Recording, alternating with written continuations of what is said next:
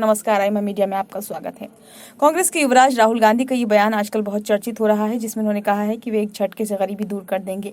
उन्होंने अपने भाषण में कहा कि गरीबी रेखा के नीचे जीवन यापन करने वाले परिवारों के खाते में डायरेक्ट 1 लाख रुपया डालकर एक झटके में गरीबी दूर कर देंगे। उनके खातों में हर महीने 8,500 रुपया खटाखट डालेंगे। भाजपा ने कांग्रेस के गरीब परिवारों को 1 लाख रुपए देने के चुनावी वायदे को जुमला कहा है, तो कांग्रेस ने भाजपा के संकल्प पत्र में देश भर में बिजली फ्री देने को जुमला और फ्री बेस मुफ्त में रेवड़ियां बांटना कहा है। हालांकि दोनों में कुछ फर्क है। कांग्रेस ने कहा है कि वह सरकारी खजाने से गरीब परिवारों के खाते में हर साल 1 लाख रुपया डालेगी। इसके विपरीत भाजपा ने कहा कि वह हर घर सोलर पैनल योजना शुरू करेगी। सोलर पैनल लगाने के लिए सरकार सब्सिडी देगी। उसके बाद जो बिजली का उत्पादन होगा वह एक तरह से फ्री होगा। सरकार सरकारी खजाने से पैसा खर्च करके बिजली फ्री नहीं देने वाली। मोदी सरकार के मंत्रियों का कहना है कि 1 करोड़ लोगों ने सोलर पैनल के लिए फॉर्म भर भी दिया है। सरकार का मानना है कि ग्रामीण व्यक्ति अगर खुद पर 26 रुपए खर्च करने की स्थिति में नहीं है और शहरी व्यक्ति अगर खुद पर 32 रुपए खर्च करने की स्थिति में नहीं है तो वो गरीबी रेखा के नीचे है। मोदी सरकार बनने के बाद 2015-16 के आंकड़ों के मुताबिक देश की 24.85% आबादी बहुआयामी गरीबी थी, जो 2019-21 के आंकड़ों में 14.96% पर आ गई। 2021 के इन आंकड़ों के अनुसार देश में 26,97,83,000 लोग गरीबी रेखा से नीचे जीवन यापन कर रहे थे। मोदी सरकार के आखिरी शीत सत्र में दिए गए आंकड़ों के मुताबिक इस समय 21.9 करोड़ लोग गरीबी रेखा से नीचे हैं। इसका मतलब है कि पिछले 10 सालों में 18.5 करोड़ लोग गरीबी रेखा से मुक्त हुए हैं। मोदी सरकार ने ये काम विभिन्न छोटे छोटे धंधों के लिए बिना गारंटी बैंक लोन की व्यवस्था करवाकर कामयाबी पूर्वक किया है। ऐसे छोटे छोटे बैंक कर्ज में सरकार ने ब्याज में सब्सिडी जैसी योजनाएं लागू की। मोदी सरकार ने उज्ज्वला योजना, सौभाग्य योजना, प्रधानमंत्री आवास योजना, प्रधानमंत्री जनधन योजना के माध्यम से भी लोगों का जीवन स्तर सुधारने की कोशिश की।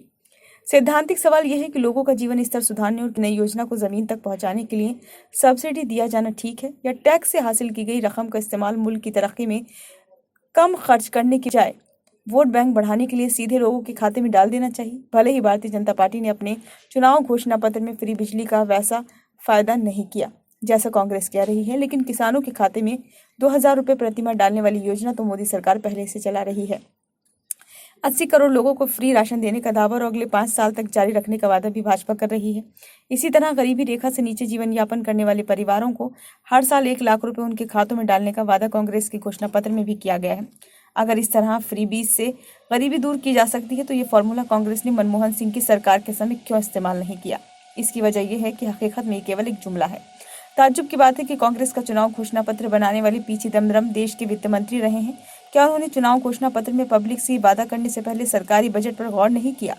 संसद के शीत सत्र में दिए गए आंकड़ों को ही सही मान लें तो 22 करोड़ लोग गरीबी रेखा से नीचे हैं। हम 6 करोड़ परिवार मान सकते हैं। 6 करोड़ परिवारों को प्रतिवर्ष 1 लाख रुपया देने से सरकार को प्रतिवर्ष 60 खरब यानी कि 6 ट्रिलियन रुपए खर्च करने होंगे। केंद्र सरकार का पिछले साल का कुल खर्च 45,03,097 करोड़ था, जो राहुल गांधी क्या विदेशी मुद्रा भंडार और स्वर्ण भंडार को बेच रकम खर्च करेंगे या दुनिया भर से कर्ज लेकर भारत को एक झटके में कंगाल कर देंगे।